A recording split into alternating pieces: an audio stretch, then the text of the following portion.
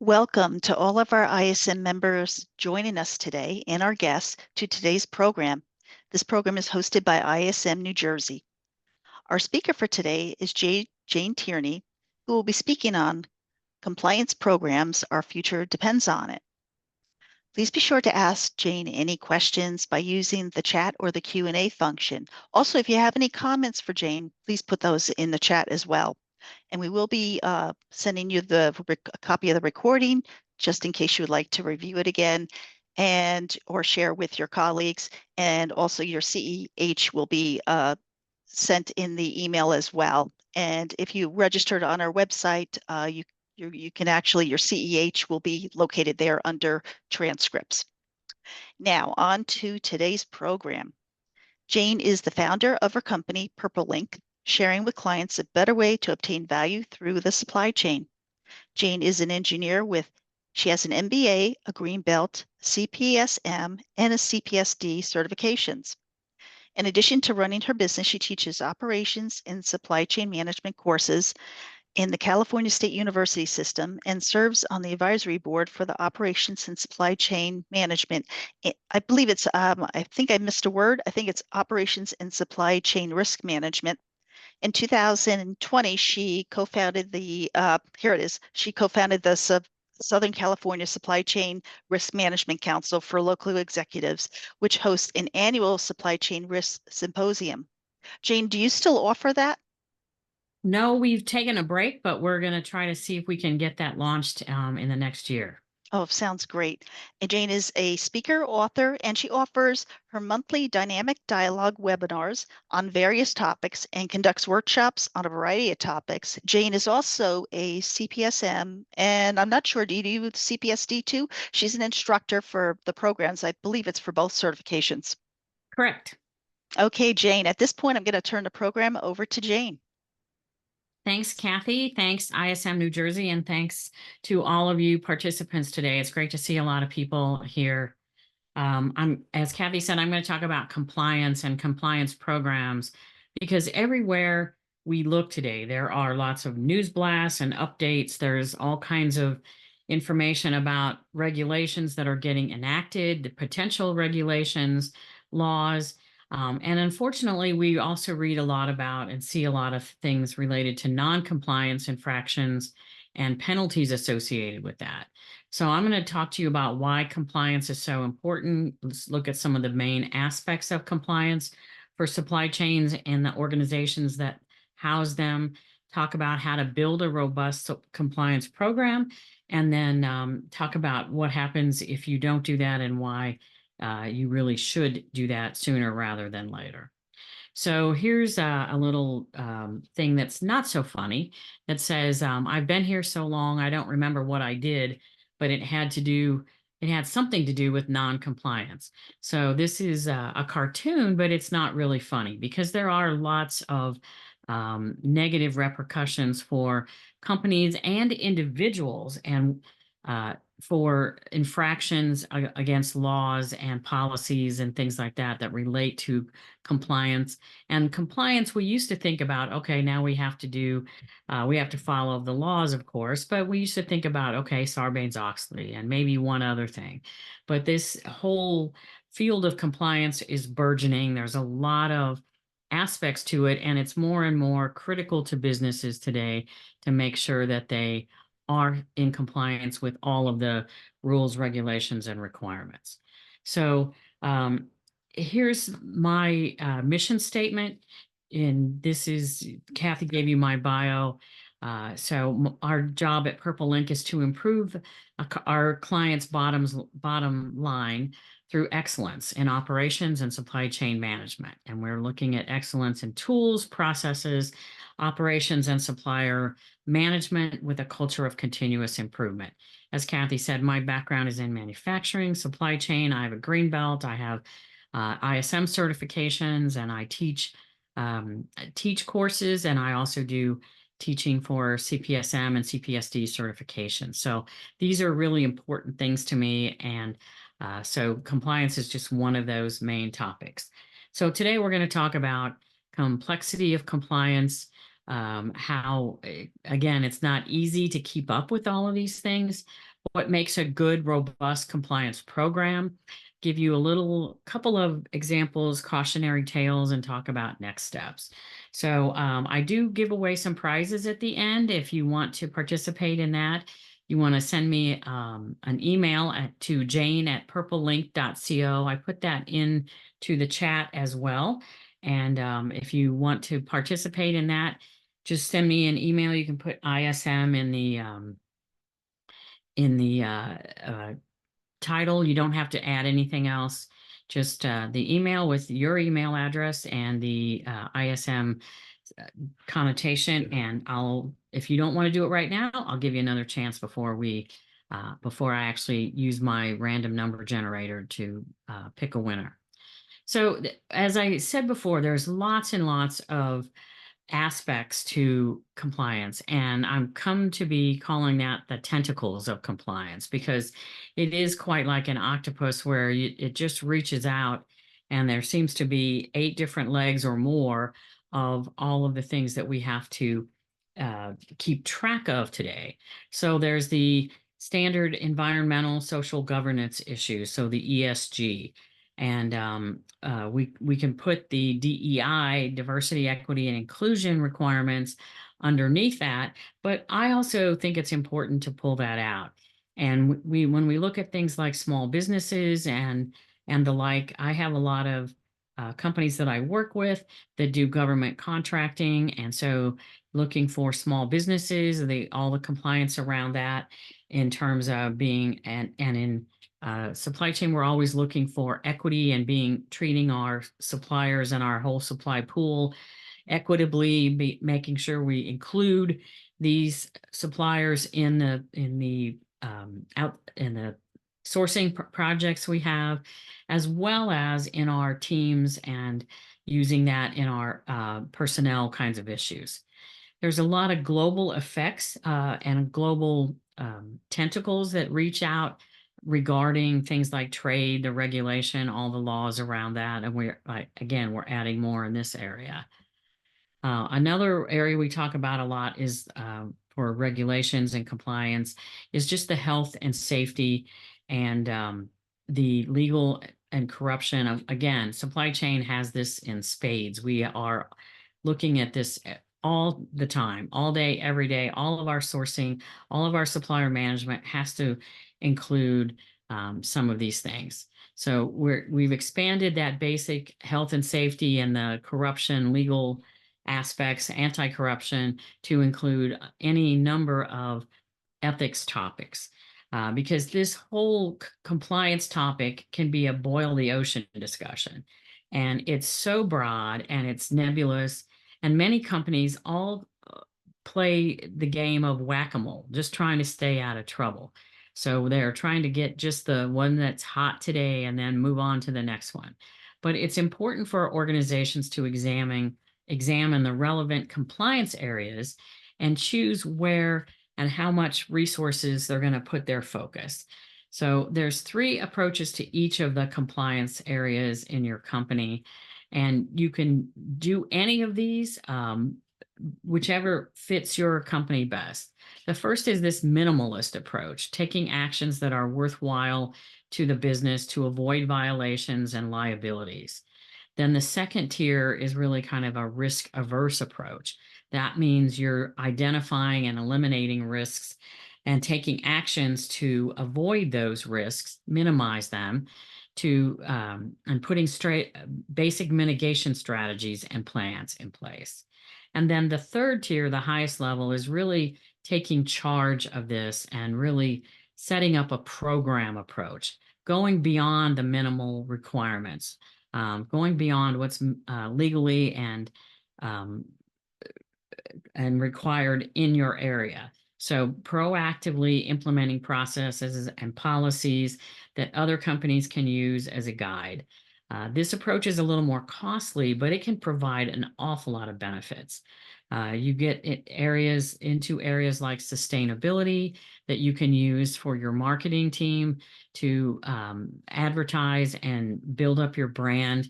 look at this as an eco-friendly kind of thing. You can attract customers with this. You can also attract investors, get better employees, retain employees using this kind of approach. So it's up to each company what their level of investment is going to be and what their prioritization of this. But the whole compliance area is becoming bigger and bigger. As I said, we go way past the regulatory into ethics, managing human rights of our whole supply base and our tier 2 and tier 3 suppliers. Into that area we're looking for human rights. Technology is always changing, and we have a lot of like cyber threats, and AI and blockchain give us lots of opportunities to look at how we are going to be compliant to those requirements as well. Ever increasing for consumers is privacy and all the things related to that. Again, sustainability, anything around the environment is very important, and increased focus in this area. Again, we're looking at opportunities for employment, for attracting employees, retaining, training, developing them, and then again, the same with other shareholders and stakeholders. So companies are expanding their international businesses. There's even more complexity to that because what applies here in the US doesn't apply worldwide necessarily. You have to look individually at the countries that you're dealing with and look at the products that you make and the product lines that you have and how these things affect all of that. So the first goal of a compliance program is really to create the awareness within an organization of all the areas of compliance related to their job function and to the organization as a whole. And it's not just functional requirements, but it's also the requirements of all the interfacing functions and organizations, those related to external groups and organizations, which typically for supply chain includes customers and suppliers, but it also includes all of like the retailers, the distributors, the logistics providers that you have all along the supply chain. So once you have the awareness heightened, and I'm not going to say you have that covered because you have to keep the focus on awareness and keep increasing that. But the next area of focus, once you get people's attention through the awareness programs, is to really think about prevention. How do you ensure employees have the proper training, tools, and processes to prevent misconduct and noncompliance in any of the areas that are important to your business? So how can you keep things from going wrong after you've done a kind of a clean sweep and said, we look like we are in compliance? How do we keep from going into that non-compliance area? You want to make sure that you're coaching and training in detection so that everyone understands what to look for and they're not just looking at in the rearview mirror, but being proactive and looking for potential areas of non-compliance, which means you have to stay up with all of the laws that are being bandied around, as well as those that have been passed and enacted and are coming into their implementation phases. It's really important internally, but it also, again, is critical when you deal with both customers and suppliers. Then as the employees become aware and learn to challenge and look for suspected noncompliance areas, then you should have a clear reporting structure and a clear way to escalate these kinds of issues. Speed is of the essence when you think you detect or you detect non-compliance areas, because you want to respond as quickly as possible. You want to investigate, determine if you really do have a non-compliance area, and if so, then be able to put corrective actions in place. And if it's not quite to that area, then you want to see how can we prevent it from going any farther, and how can we make sure that we increase the visibility into those things, which is the next area to look at. Really looking at how people view these compliance areas throughout and across the supply chain, because you really want to avoid surprises. This is not an area where it's a fun challenge to go find out that, oh, we have an issue with non-compliance. Then once you have all of that, then you want to look at how you can train how you can retrain and maintain that training level on this regular basis. So you reinforce knowledge, you reinforce the importance and the prioritization of compliance throughout the organization, throughout all the aspects of the job. So this is one of the ways to really obtain this level of compliance and then remain there, sustain that. Large companies have started offering training for small businesses, for suppliers, even for some of their customers to make sure they ensure awareness and alignment across their supply chain and throughout that, and demonstrate their own commitment to these values and these types of programs. So wherever your company is, there are other ways to expand this and to keep going. And the reality of our world is that once you're compliant, you can't say, oh, good, we're compliant. That's all we have to do. You can't just check that box and come back next year or the 2 years later and say, we did this 2 years ago, we're all good. You have to really, again, be proactive. Look at what's going on in the world, in these areas, and being aware of how that might affect your company, your business, your products, your customers, your suppliers, and all those kinds of things. Because companies are no longer off the hook for things that don't happen just within their company. They are on the hook for their suppliers. They are on the hook for their tier 2 and tier 3 suppliers in some cases. And they can be tarnished by a customer who's not doing what they're supposed to do in terms of compliance. So, and again, we are making our supply chains more and more complex by the use of 3PLs, 4PLs, 5PLs, by having more and more distributors, retailers, different people within the supply chain getting our products and our services ultimately to the customer, that the end use customer. So for when you decide to do a program in compliance, there's several steps of implementation. The first one is really to make sure you've got management commitment. This should not be a hard thing to do. There's a lot of initiatives I've been involved with in the corporate world through the course of my career, and some initiatives are kind of hard to get management support on, other than the kind of lip service they pay. Yeah, that's a good idea. We need to do that. The management commitment to compliance is not that hard to enlist and drum up support for, because it is so key to everything. If the awareness is there, and the responsibility can fall on key executives as well. And I'll talk in a little bit about some cases where individuals of the company have been held responsible for non-compliance areas. And when you add that element of being personally responsible for things, not just being able to say, well, I work here and that's what they told me to do, then that gets people's attention and that makes it more of a burning issue. So you need that top management support.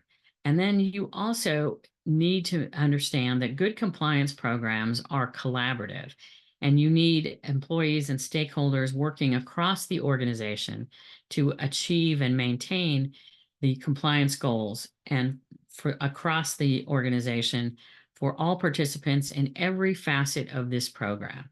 So it's really important that you know your suppliers, your customers, the key people, the key organizations in your supply chain. Share your compliance goals with them and with all potential suppliers, with all customers, and let them know what you're doing about that. Because again, this can be a way to attract both customers and investors. And make sure you're in alignment with your customers, your other supply chain partners. Pass these goals down to suppliers and across to any of your logistics providers and things like that. Because supply compliance is not a soft science, and it's not really a skill, but it does require a lot of data and verification of that data to ensure compliance across the board. So look at the data, look for patterns, trends, take action as you need. Be in that pro-action mindset so that you're not looking for, oh, where are we out? But what do we do to stay away from the edges of this compliance and being compliant? You need strategies, plans, in place. So you need to have risk management at the core of your compliance. So it's not just about assurance of supply, which is when I first got into supply chain, that was like one of the biggest risks is how do we make sure we've got parts coming in? That's still a huge part of our job in supply chain. Do we have the right parts in the right place at the right time, in the right condition, at the right cost, and all of the other rights that you can peanut butter on top of that? But we really need to make sure that we have the understanding of risk above and beyond that throughout all of these compliance areas to make sure that we put plans in place. We think about risk in terms of probability and impact. We look at mitigation strategies, ways to reduce and even eliminate risk, which we can do in some cases, and then make sure we have strategies and plans to communicate these on a regular basis, talk about infractions, talk about lessons learned, and stay compliant for the duration. Because as with many activities in business today, it's not a sprint. This is a marathon. It's not a destination by itself because it's a journey. It's something that we have to keep after. All of the risks and all of the compliance issues are very dynamic. So we need to stay vigilant and stay with this and keep our feet on this pedal to make sure that we don't let up and we stay in this compliant area. And like a lot of big programs, initiatives, and companies, we need to establish goals. We need to prioritize this in relation to all the other things that our busy employees have to do. We make sure we adopt the right strategies and that we update our processes and report progress on this to the senior management and to each organization so they understand how they're doing against your goals. It's important to set timelines, especially when we have areas that are need to address something that's new or something that's out of compliance or something that is skating on the edges of out of compliance. We need to make sure we've got schedules, timelines, people assigned, resources available, and we track these milestones to make sure that we get to where we need to be and stay there in that nice compliant area. This unfortunately does require budget. You need resources to have a robust supply or compliance program. So you need to dedicate some personnel or dedicate portions of people's time to this. So it may not be that you have 3 people that you can dedicate, but if you can dedicate 20% of someone's job in their goals, in their requirements to compliance, then that really will take you a step in the right direction. So this is not something that, oh yeah, that extra 5%, 10% of your time that is not currently booked, then let's go, we'll see if we can work this in. Can you get this done sometime in the next 3 months? No, this needs to be, okay, this is part of your regular job, and 20%, 30% of your job should be looking at these areas of compliance and what we're going to do and making sure that we stay in that nice compliant green area. So you need some personnel. You're going to need to do some surveys. You're going to need people who can compile data and then analyze the data and maybe research this and stay on top again, excuse me, of the areas that are changing, because there are new laws getting passed all the time, not just in the United States, but across the globe. And if you're doing business in those companies, either with suppliers and or customers, then you need to be aware of the changes in the requirements in these various countries across the globe. So identify your key stakeholders, internal ones, suppliers, customers, anybody else that's really important. It might be someone in a regulatory organization. If you work in aerospace and defense, you might have like people in the DCMA office. You might have contract people who are looking at this from various different areas outside of the government as well as inside the government. Who are your key investors in this area? Which are your champion senior execs that are going to help you get you the resources you need, remove the obstacles and whatever. check your commitment levels, make sure that you achieve and obtain and maintain the commitment you need from all of your employees and all of the people. And this is a collaborative effort. This is not a negotiation with key stakeholders. It is a requirement. So again, it should be collaborative. This is a win-win because the alternative to win-win is not win-lose, it's lose-lose in this case. If anyone around the supply chain, along the supply chain, within the supply chain fails on their compliance areas, then that's a very weak link in that whole supply chain and can cause repercussions up and down. So it's not a good thing, and it's really a collaborative area with all of these. It's one of the few areas where you can really be as frank and honest and be sharing that information, sharing your goals, your approach, be transparent with these stakeholders, because the alternative, as I say, is not a good outcome. So you want to baseline your data. It's really important that you say, where are we? So you need to do some research, and you need to set up a benchmark where you say, let's really assess where we are in these compliance areas. We're going to look at best practices. We're going to do this candid assessment of our own company, our own suppliers, our own customers. We're going to look at our lower level suppliers when we have key materials, key locations.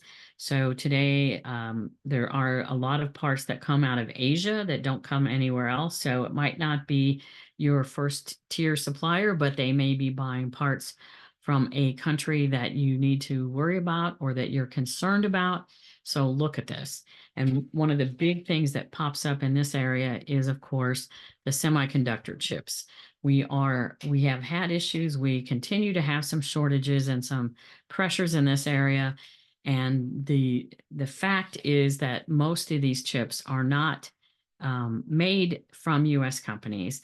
TSMC continues to be the biggest supplier of semiconductor chips, even though many larger companies are going out on their own, designing their own chips, partnering with other companies to try to come up with fabricating these chips, bringing them into the United States and other places than they are currently made, which is primarily in Asia.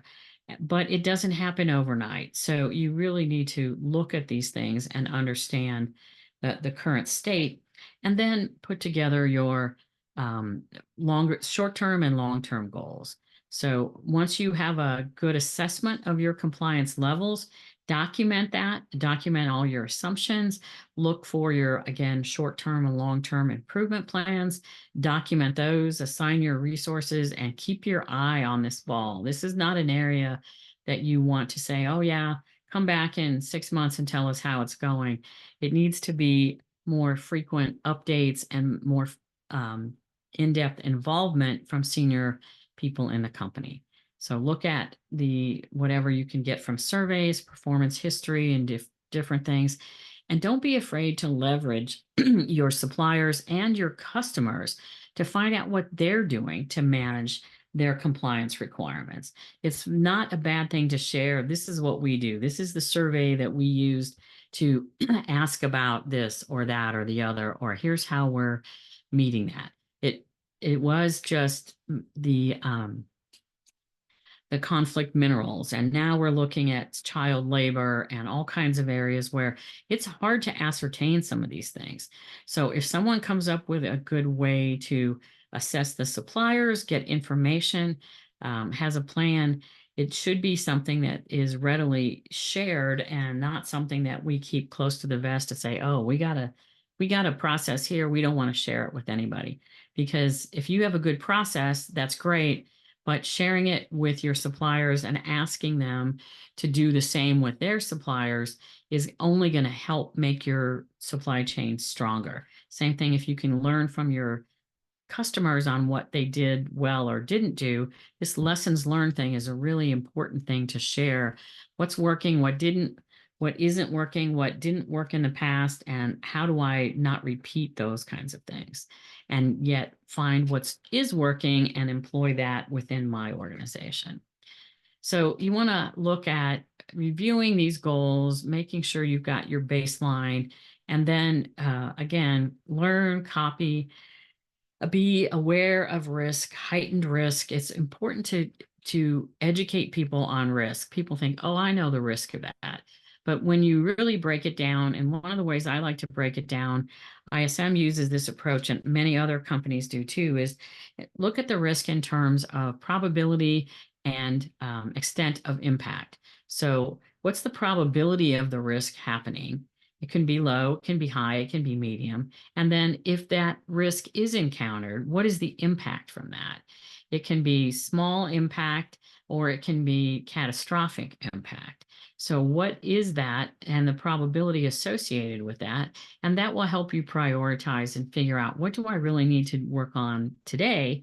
And what can I do number 8, 10, 12, 14 on down the list, so that you're not trying to do everything at once, but you really are focusing on those critical few things that can really impact your business either positively or negatively in the short run. So look at keeping your suppliers and customers separate, not in terms of not sharing information, but because there are different roles and there are different relationships. Look at the flow downs from customers. How far down do they need to go? What's a requirement there? And what are the requirements bubbling up from suppliers? Think about your own standards and your own impact to your supply base in case any of this happens. You want to look at the end-to-end assessment. You want to organize by the function. There's a typo there. Sorry about that. You want to look at the focus areas, the risk areas, which are the applicable regulations. And again, you're looking at the regulations in terms of, this is what we know, and here's what we are doing today. But keep another eye on the potential regulations that are bubbling up, that are coming, that are in review in Congress here in the United States, maybe in your local areas, and also, of course, across the globe where your customers and your suppliers are, because there can be impacts from that. So keep that in your sphere of focus, and make sure that you look at these things more than once. Um, for example, you might look at your tier 1 suppliers that are in Asia, maybe specifically in China, and then look at your other suppliers that source heavily from China, and then look at that whole picture with, what does this look like from a geographic regulation? The Uyghur areas, I don't know if I pronounced that correctly or not, but that is law now for that. It revolves around slave labor as well as child labor, which can be very heavy infractions if you violate that. Other regulations like conflict minerals, greenhouse gases, or things like that, they're still very hard to comply with. And there's still some differing ways that companies have addressed that. So find what works for you and your company.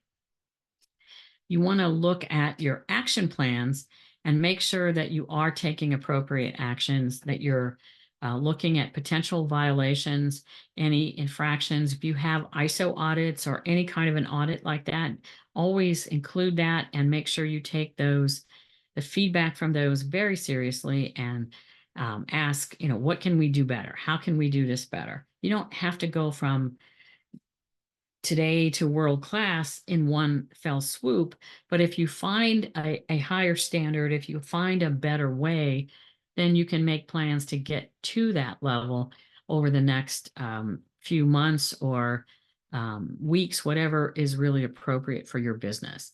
So again, what's high risk, probability, impact? Look at who owns these things. What are my timelines? What are the metrics I'm using to track this? If you don't have metrics to manage and monitor compliance, I suggest that you set that up very quickly and set a baseline, and then figure out, what are the metrics I can use to track this, because that's important. What's my budget for doing this? I've never found a company who says, you know what, we just have this whole pot of money over here that nobody's using, so guess what? You can have it all. Always, always, always budgets are tight. Companies are looking for ways to reduce costs, but this is not an area that you want to short shrift and not fund fully. You've got to make sure that you've got some attention, some eyes on the compliance areas, or the results can be very, very painful. Think about how you're going to communicate this. What's your audience? What levels? It needs to be at all levels, not just the senior managers, but the people actually in the trenches and doing this. They need to understand what their role is, what their actions are, what their responsibility is, and how they're going to be held accountable for being compliant in whatever areas are appropriate to your industry, your company, your business. And then how frequently are you going to be updating this and statusing all of these things? So this is a rinse and repeat kind of action. You do this once, and as I said, it's a journey. It's not just a one and done. It's not a sprint. We're going to get it done, and then we're going to put that away for the next 3 years. It's really about keeping this going, making sure that you're continuing to update your metrics, therefore tracking against your baseline to your internal stakeholders, suppliers, customers. This should be part of any business review discussion you have with your suppliers. You should be talking about what areas of compliance are important to the two of you. And if they have areas of compliance that are not absolutely direct line connected, but they might impact that supplier's ability to continue to produce parts for you or deliver or allocate resources to your company as a customer, then that's a potential impact there. So you might learn about things that you don't have high on your list of prioritization, but if your company gets shut down for any reason or gets fined or has other issues, that can affect their ability to provide you with the things you're expecting, and so can quickly come to the forefront of your relationship. So find out what's going on and stay apprised of that. And then adjust your goals, your strategies, your plans as you need to, because as you go through this, as you continue to monitor, as again, the playing field is changing. So as that changes, your strategies will change, your goals will change, what you plan to do in future quarters. It might not affect what you're doing this quarter, this week, this month, but over time, you'll see those that need to be adjusted. Here's a couple of examples of some laws that are fairly recent. This, again, my pronunciation is probably not correct, but the Uyghur law, human rights and supply chain, specifically with that area and with slave labor in China. This company is producing parts in that area using people from those camps that are akin to slave labor. In some instances can be a big violation, and that's not the kind of publicity any company needs. Greenhouse gas emissions is another law that's been passed recently. There's a lot of things about how do we measure this and what are we going to do? What's my carbon footprint? How do we do this? Same as conflict minerals, which as far as I know is still like, how do we measure this and how far down do we have to go? These are tricky. These are not straightforward. Politicians are not supply chain or operations, manufacturing type of backgrounds. So politicians and business people usually have very different skills, and where their goals might be aligned and their priorities might be aligned. And I use conflict minerals as an example of that. I don't think any company wants to willingly support the bad guys, right? The ones that are making profits off any of the heinous and awful actions that we read about from time to time of using slave labor or committing human rights violations or breaking laws in other areas. So nobody really wants to do that. And yet, how do we detect that when what we're buying contains an ore that might have been mined in one of those countries, in one of those areas with the tin, tantalum, tungsten, and gold. So, where does that come from? And then how does that get applied? What are the steps between where that started and where it is today? And asking companies to know all of that is a big ask. It's a big job to try to do that. So, that these are issues. The child labor laws right here in the United States are being changed all the time. Recently, there was a big expose, if you will, I believe it was last summer, about some of the child labor laws in this country, and what's happening with that, and to some of the, oftentimes it's migrant children that are not necessarily illegal in this country, but a 12-year-old child doesn't need to be working at night in a meat packing plant and then trying to go to school during the day.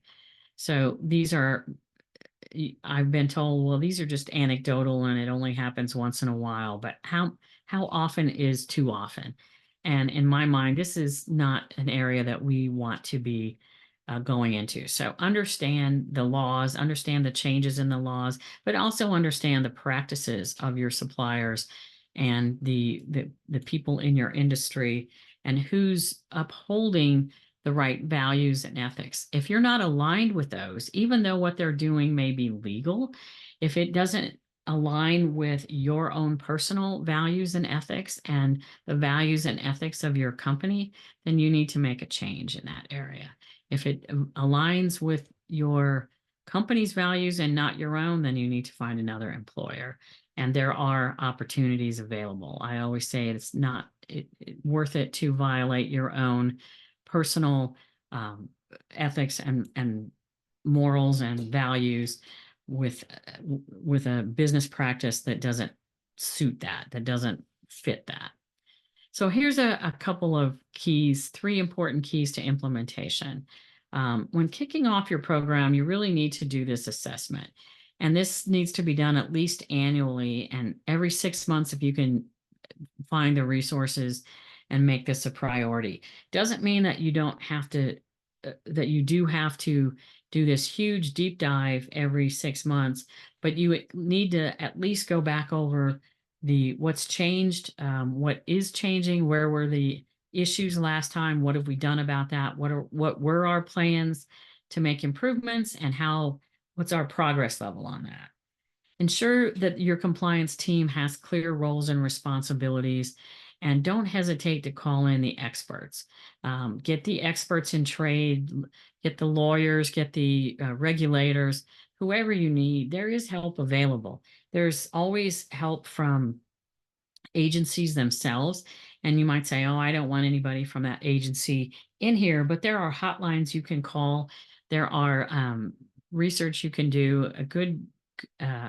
I teach at a couple of universities, and the students that I work with, they're really good at Googling stuff and coming up with things really fast. So you can hire a student or someone to do some research and do some things for you, but call in who you need, and don't make that the last resort, because, oh, that might be expensive to get a consultant in here and somebody to take a look at it. Sometimes someone with a fresh set of eyes or a different perspective or background can really identify something quickly, something you might not have thought of, might not be looking at.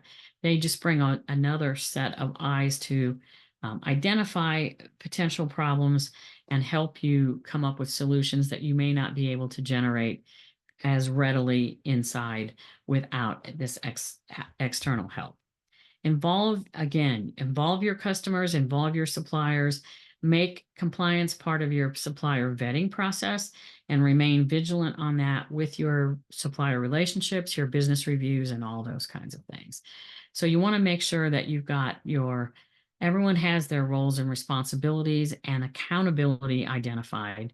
Get your stakeholders involved, and then try to create this culture where you're really looking at the ESG elements and evaluating your own company behaviors. Link this to financial performance of your company and of individuals to really get the involvement that you need, and make sure it's the prioritization. And that's one way to do that, is to tie that back to financials. So I always want to include some of this because my grandmother used to tell me an ounce of prevention is worth a pound of cure. And I used to roll my eyes, probably very, oh, I've heard this before, and what does this mean? But there's a couple of things here that are newer, and a couple of things not so new, but they're impactful. So as far as labor goes, Cargill was fined for buying cocoa from farms using child labor. So this was in September of 2023. They got this fine, and they said, we really don't know because we bought our cocoa from X, and they were getting it from these farms using child labor. And the upshot of it was, we don't care. You're still responsible for that. So make sure that you know what your suppliers are doing and that they're doing their due diligence to keep from getting into this kind of situation. Canada has a Forced Child Labor in Supply Chain Act that came into effect in January of this year. So that's going to play out over the next few years. We'll see what that yields in terms of issues, and we don't want to say, hey, see what this uncovers, but they felt that that was important enough that they passed this act. Again, it took effect in January of this year, but there are issues in child labor across the globe that we know about. Volkswagen recently had cars impounded, thousands of cars impounded, which delayed their sales. And these were on high-end cars, Audis, and some BMWs, some, high value, high revenue, high profit cars, because of an electronic part from China that was identified as having used child labor. So they impounded the cars at various ports. They had to get replacement parts and put them in the cars before they were allowed to get them, basically, as we say, through customs, and be able to sell those cars. So that was impactful for them. German Supply Chain Due Diligence Act started in last year, in 23, and they have uncovered a lot of different things. There's been some fines there. Meta was fined $1.3 billion for unlawful transfer of personal data from the EU, so to the US. So this is another area, consumer protection. What are we doing about this? How are we protecting our customers, our suppliers, all these kinds of things? DD Global is just a Chinese company, was fined 1.2 billion for a data protection law violation.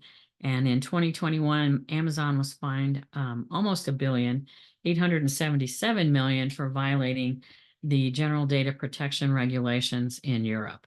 So Europe sometimes has stricter laws. We need to be aware of those and make sure that we are in compliance when we're doing business in Europe. And one thing I learned years ago from HP when it came to packaging and requirements, the EU had stricter recycling and environmental requirements for packaging. They were more strict than anywhere else in the world, actually. So I was making inkjet printers at the time with HP. We sold those into Europe. And rather than look at two kinds of packaging, we said all of our packaging is going to conform to the EU standard. That way we didn't have to worry about where anything got shipped or got sold into. We could say, oh yeah, we don't, have to use that. There's more expensive packaging. So we don't have to use that anywhere, but our strategy was if we comply with that, we don't have to worry about it. So we just built that into our cost models. We set that standard across the board, and we never had any issues with that. For environmental issues, this is another area. There was a fire that created an explosion for a facility in Texas from Texas Petrochemical Company. They were recently fined $30 million regarding that. So that the fine was in May of 2024, this year, last month. The fire was actually, I think, 2 years ago, but that explosion, but there was a $30 million fine.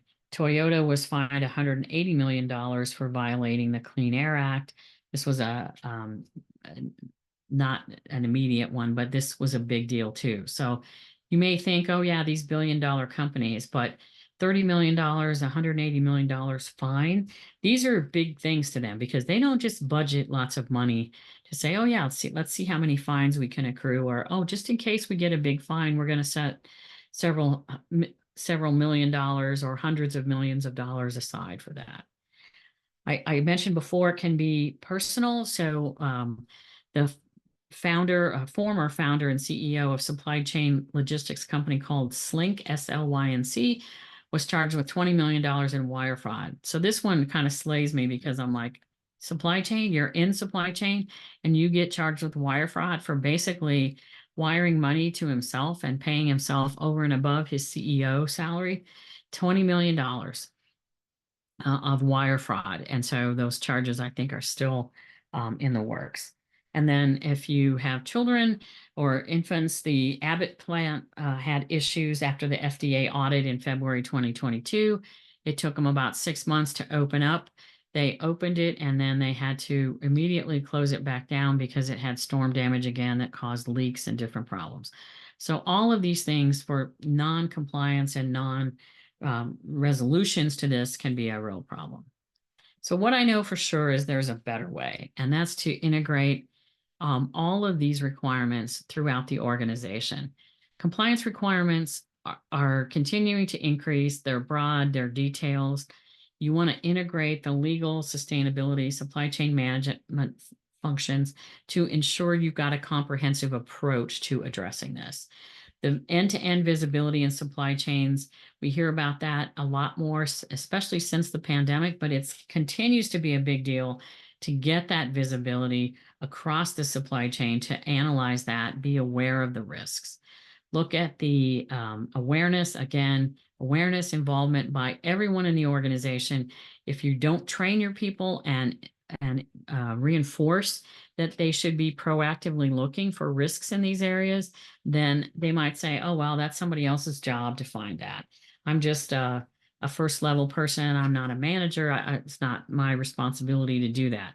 You want to make sure you reinforce that if they see things that are suspect, they need to escalate those and get them checked out. We're redefining the whole way we look at risk and cost management because of the violations in some of these areas and the changing requirements all the time. So this culture of ESG and compliance is a big goal for many companies, and that's going to continue to be that for the foreseeable future. I understand sustainability and was a big topic at the conference this year, the ISM's conference, which I was unable to attend, but I don't think that's going to change. So again, compliance is a journey. It's not a destination. If you need help in this area, there is help available. There's a lot of different resources. I'm happy to share some of that because I've shared some basic information with you today, but this is a much broader, much deeper topic. So if you and your company don't have the support system, don't have the information you need, then, reach out and talk to me about what you can do about that, what Purple Link could do to help you. And don't hope that it's going to go away because, as one of my favorite bosses said, hope is not a plan. So that's what I have for you today. I will send you the slides if you send me an email to jane@purplelink.co. You'll get the slides. I'm going to give away a gift card now. So if you would like to get a gift card, I'm going to give you about 30 seconds to get into the raffle. And then I'm going to pull a number based on how many people sent me their emails. I'll take questions or comments. I don't see any questions yet into the chat, but I will be happy to take those live or whatever. I'm just going to use my phone and use my random number generator here to see who the winner is. Let me see. I better get the right account here.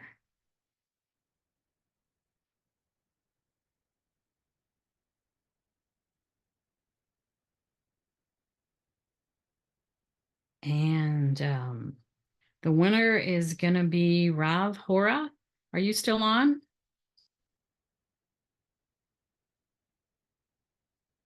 You have to be here to win. So I don't see that name in that. Rob, are you here? Okay, then I'm going to pick someone else. Let's see. Oh, yes, he's here. He's actually with a group right now. Oh, okay. All right. So then, Rob, what I need you to do is to send me another email because I give you an Amazon gift card via email. So if you send me another email or confirm that this is the email that you want me to send the gift card to, I will do that. And then I will send out the slides and you'll all be signed up for my webinars, which are going to resume this month. I had some challenges with my husband having some health issues, but we're going to get back into our monthly dynamic dialogue. And the thing I want to leave you with is this was from Warren Buffett, who is well known, recognizable, whether you like him or not. But I thought this was very important. He says it takes 20 years to build a reputation and 5 minutes to ruin it. If you think about that, you'll do things differently. And I think this can apply both to your personal and professional life, as well as to organizations and companies. So, and we in supply chain know that our reputation is very important, and our ethics and our value and our integrity. So it takes a long time to build up that reputation, but not very long to tear it down. So keep the compliance in the forefront, and you won't have to worry about ruining things that take you a long time to build. So that's all I have today. Again, I'm happy to take questions. Okay, I don't actually see any questions in the chat today. I think it's because you had such a thorough presentation. And I think everybody is probably just consuming the information. But thank you so much, Jane. Thank you to our audience for joining us today.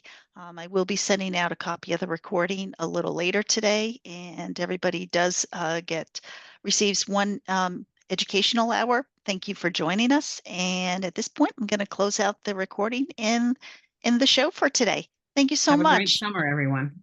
Okay, bye-bye, everybody.